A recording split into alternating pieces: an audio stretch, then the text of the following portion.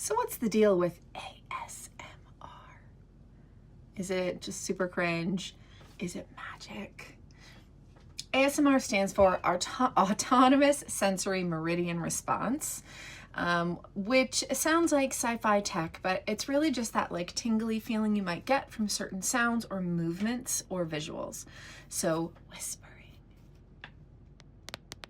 tapping, crinkling, soft spoken role plays, whatever works for you that gives you kind of shivers. And your brain really is responding to these subtle stimuli by releasing chemicals, feel-good chemicals, and your nervous system it's like a little back rub for your nervous system.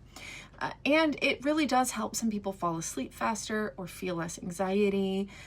It can improve people's, feelings of well-being, improve their mental health just by watching these videos.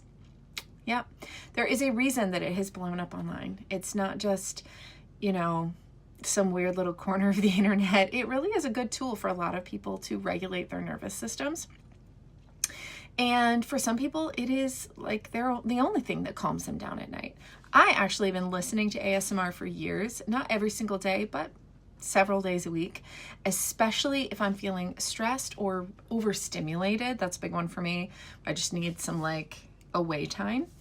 Even as a kid, if I would hear NPR, like my dad would listen to public radio, and some of the voices would just be like a little bit nasally, and the way it would sound over the radio, and it just always was really relaxing for me.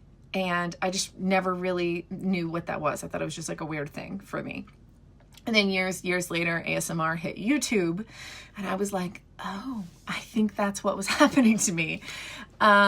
So I now love ASMR. I like ASMR, even medical role plays, which is funny because I used to get super stressed going to the doctor, but I would watch a medical role play and it would be relaxing.